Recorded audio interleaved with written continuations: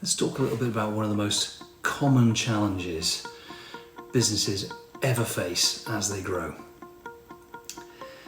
Typically, when you first start out as a business owner or a founder, you're building something around yourself. In many ways, it's in your own image, and that, kind of makes sense because at the beginning, you are the business. The culture is essentially your values, your behaviours, and how you operate. But then you start to move beyond that kind of owner-operator technician phase where you are the business, and you begin to look to scale to meet growing demand, and that's where things can start to get interesting. Now let's be honest, recruitment is really hard. Most people will start off by hiring kind of in their own image, very often their own image only weaker, and you bring in people who think like you, act like you, and frankly make you feel, a bit comfortable. Unless of course you've had a lot of experience with hiring people in the past, or you've done the reading and you've immersed yourself in all the usual kinds of classic business books. Even if it's a bit cliched advice, you're probably not necessarily recruiting in the most effective way. Now, you've probably heard the phrase, always recruit people who are better than you. And there's a lot of wisdom in that, but it's often easier said than done. Eventually, after you've done this a lot and through a lot of trial and error and probably making more mistakes than you'd really care to admit to, you do begin to get it right. You start to hire people who aren't just like you, but who actually complement you. And that's a huge step forward. But with it comes a whole new set of problems, a whole new set of challenges at least. If your product or service is genuinely scalable, which is great, and it's something that your customers really want, then hiring brilliant people will actually allow you to service more clients and therefore grow your business. But here's the big catch. At first, you surround yourself with doers, people who, do. They just do stuff. And that's great, it's fantastic. But that's not enough for the next phase of growth. Why? Because their capacity to do is also finite. There comes a point in the growth where they now need to build and manage teams of their own. They need to start to recruit, and here lies the big problem. The very people who you hired because they were excellent functional experts, the doers, are now being asked to manage. And doing and managing are two entirely different skill sets. To borrow one of my favourite kind of silly analogies, it's like someone at NASA spotting you making brilliant spacesuits and saying, "Hey, you're great at that, let's make you an astronaut." But that's the kind of, giant leap we're talking about here.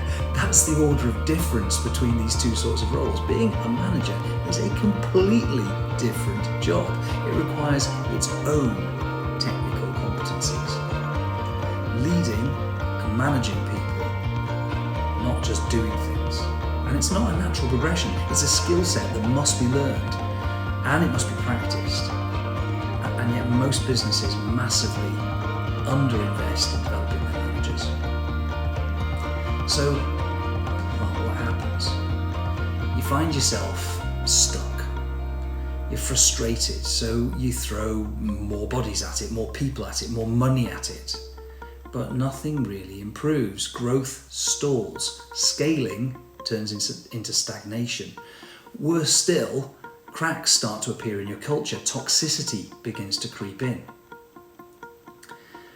Your once most trusted doers, now turned into managers, at least in name anyway, are lost, they're confused, and it's no wonder you've accidentally created a culture of, learned helplessness, because all they really know how to do is to do. So they're managers that don't delegate because they don't know how to.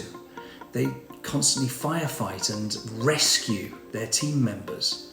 and the team members only really learn how to delegate upwards. They're unintentionally disempowered, and in effect, they just become people who, well, just creates a lot of noise, and it's all very stressful and messy.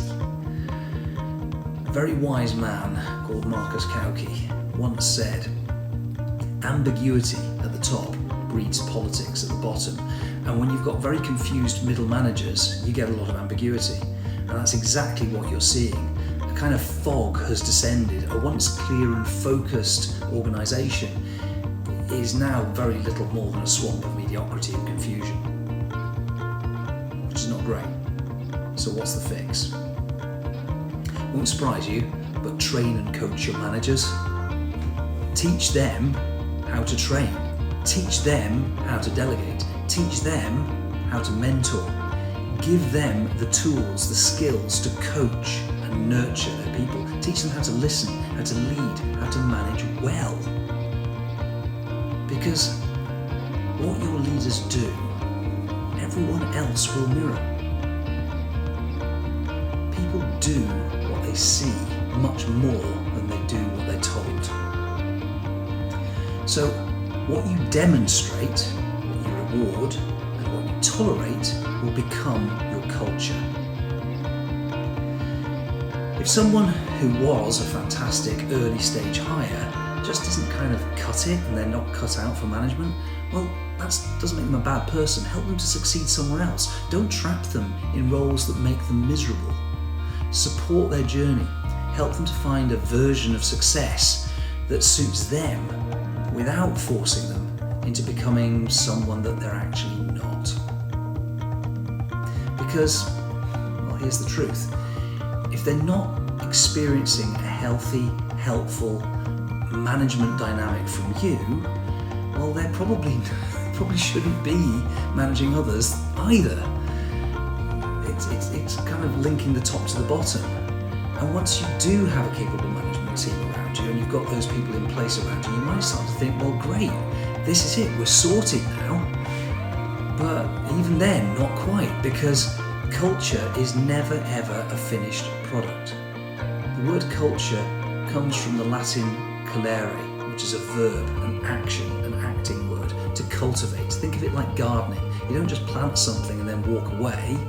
You've got to nurture it, you've got to feed it, you've got to prune it, you've got to protect it, you've got to weed around it. Culture is an ongoing, interactive, living process. If you're not actively shaping it, well, then you're just passively letting it drift. And here's one of the biggest symptoms that you need to watch out for, the treacle. Now, treacle tends to appear in organisations that hit a certain stage of growth, maybe 50 or 60 employees, something like that. You got people who joined fairly early on, maybe they were in their very first ever role, maybe they were hired as an apprentice or something, they just stuck around, they never left. They get promoted again and again, and eventually they land in a sort of lower middle management type of role. They've got a bit of responsibility because they're loyal, but they're also very risk averse, so they don't like conflict. So they say things like, well, that's not how we do things around here, and then they kind of resist change because they don't really like change. And they never really progress much beyond that sort of lower end of middle management because, well, higher up, when they hit the C-suite or the boardroom, well, things can get kind of robust, a little bit tense. You know, there are tough conversations. Things get constructively challenging, or at least challenging. And these folks, well, that's not their happy place. So what do they do instead? They stay in that middle management role, and whether intentionally or otherwise, they block initiatives, they slow things down, they find lots of credible sounding reasons that are kind of box-ticking and bureaucratic reasons why the changes that you're trying to implement simply will not work, even though they probably will. They create treacle. It's a sticky layer of middle management that makes real change nearly impossible. And that combination of leadership dysfunction and middle management treacle can absolutely grind your business to a halt. If any of this is resonating, well, in some kind of way, good, because it means you're self-aware about what's actually going on. And that's the first step, obviously, to having a real chance to doing something about it. Because these kinds of problems can be fixed. And it probably goes without saying that if you're serious about growth, if you're serious about sustainable, healthy, values-led growth, then tackling these issues is not optional, it's absolutely essential. I hope that's helpful.